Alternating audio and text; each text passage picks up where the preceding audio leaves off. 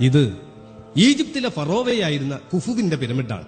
ഈ യാത്ര പഠനവും ചരിത്രാന്വേഷണവും കൂടി ഉൾപ്പെട്ടതായതിനാൽ ഇതിന്റെ ചരിത്ര പശ്ചാത്തലം മനസ്സിലാക്കുന്നത് നിങ്ങൾക്കേറെ പ്രയോജനപ്പെടും.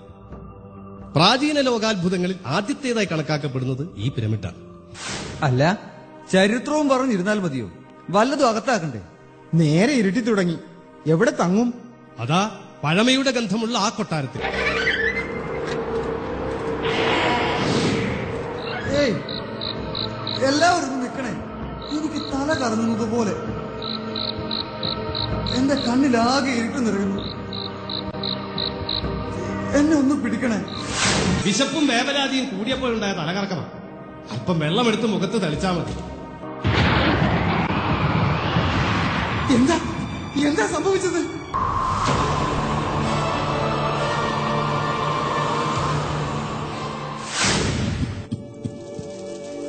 എനിക്കറിയാമായിരുന്നു എന്നെങ്കിലും ഒരു നാൾ ഇങ്ങനെയൊരാൾ ഇതിനകത്തേക്ക് വരുമെന്ന്.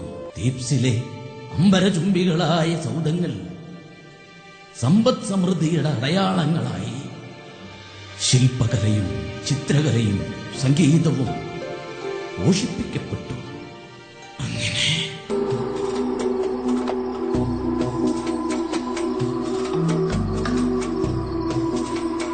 ത്തിലുള്ള പുനർസൃഷ്ടി നടത്താൻ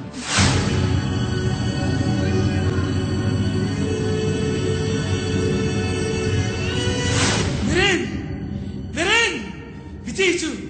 വർഷങ്ങളായുള്ള എന്റെ അധ്വാനത്തിന്റെ ഫലം കണ്ടെത്തി. നിരേൻ, എന്റെ ജീവിതമുറിക്ക് ഞാൻ സൃഷ്ടിച്ച പുതിയ രൂപം ഇതാ. നിരേൻ, വിളിക്ക്, നമ്മുടെ ദൗത്യം പൂർത്തിയായി. വിളിക്ക്, എല്ലാവരെയും വിളിക്ക്.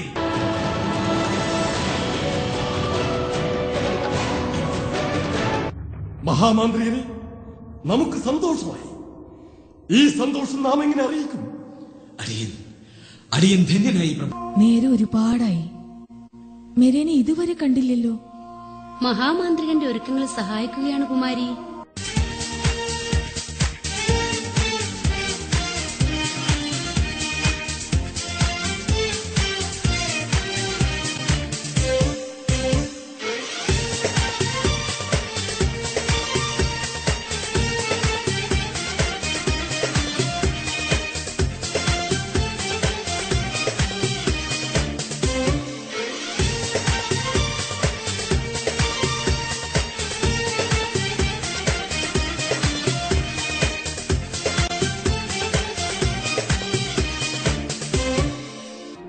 ഇവൾക്കൊരു ജീവിതമുണ്ടെങ്കിൽ അത് ഇയാളുമായി മാത്രം.